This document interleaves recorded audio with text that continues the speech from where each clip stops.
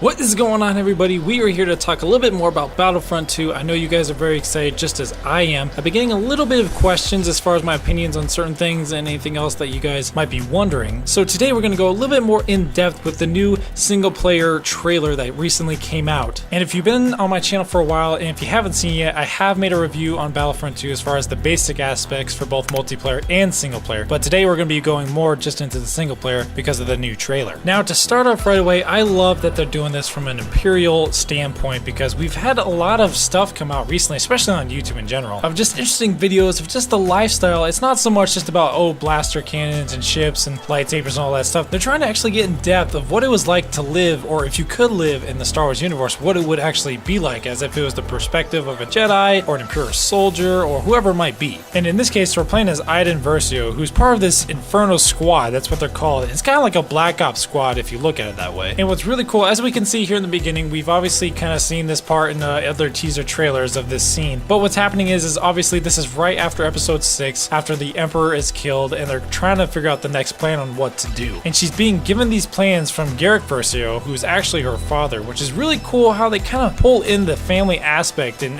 anything, whether it's books, movies, video games. I kind of love how they do that, as they keep the family theme going on in the Star Wars universe. Now, as I mentioned in my last review video for Battlefront 2, which I'll leave a link in the description as well if you have not seen it, because it gets a little more in depth on both multiplayer and single player like I mentioned. But this is of course a recording of Lord Sidious and basically his last plans if he were to become deceased, which of course he did. Now, one thing I found kind of interesting, it's not like a huge aspect, but I kind of like that it wasn't just a recording, but it was also like the movement of the robot as well, kind of showing off more of how Lord Sidious was when he was giving his last plans if he were to be killed. And can I just pause right here? I understand it's the theme of Star Wars, that's how it's always been, and trust me, I actually wouldn't change it, but at the same time, the science behind it just doesn't add up. We have hologramic things, we have lightsabers, we have all this stuff, but yet it can't come out clear. It's always super fuzzy and pixelated. We have all these other sci-fi movies where it's clear as a bell, but yet we can't get it just right. Okay, that was my small little short vent, but now we're gonna get right back into the review.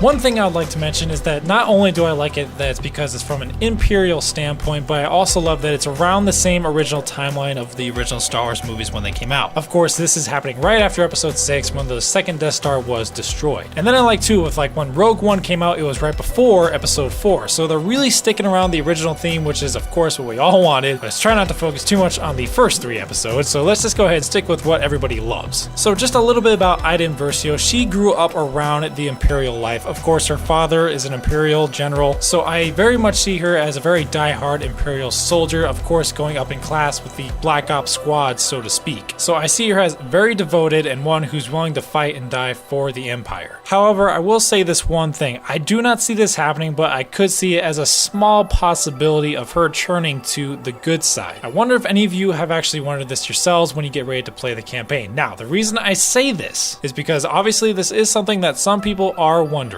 but I take this into consideration. Now, if you look at when Force Awakens came out, Finn grew up in that same environment. He was young, he started being trained, he was molded into the Imperial life, and basically had no other choice into the matter. But when it actually came to that final moment, he made the decision to turn around and go to the good side. Now we're presented into a similar situation with Iden. Now, again, I don't think this actually could happen because I do see that in this game, they're more really actually trying to get an Imperial aspect. They're not trying to make it look like it's going to be turned around into a hero thing, but I really think that what they're trying to do is to get people actually to look, hey, this is what the dark side believes, and that's how they think, and this is just how they act. And of course, on their side, they think they're the good guys, and the Jedis also think they're the good guys. So who really knows what to think? Now, just a little quick look at the other characters in the Inferno squad. We have Del Meeko, who has a small feature in the trailer, as well as Gideon Hask, who has a little part here as well. Now, there's a backstory to each character. I'm not really going to get into that so far, but the one thing I did notice was about Del Meeko, and if you take a really quick look at him, just based on his armor alone, he actually does look a little bit like a Death Trooper. Now, is this going to be his full outfit in the video game? I really don't know. We'll obviously just have to see, but I do want to note that it does have a lot of similarities. And personally, I really hope he actually is, because that would be awesome. That would really make the Inferno squad really cool, and it would make sense because the Inferno squad is a very elite squad, and Death Troopers are very high on the ranking. And then here's a little aspect that I didn't really notice right away until I did a little research, but we all seen the ship in the trailer. It looks pretty cool. Well, that in fact actually is the Inferno squad ship, which is actually called the Corvus. Now, this particular ship ship is in the radar class. Now what that means is basically it's an anti-fighter warship, and it's used to help protect the bigger ships like the starfighters. And since they're part of basically a very elite squad, that makes sense that they have a pretty decent sized ship to help protect the much bigger ships with this very important assignment. But for right now, I think that's all I'm going to really get into as far as the single player. Again, I'm very excited. I know you guys are very excited. Let me know in the comments what it is you are actually excited about to see in Battlefront 2. Of course, it's coming out very, very, very soon. And also just a quick reminder, today is the very last day to enter into my small giveaway. I'm giving away a Stormtrooper pop signed by me,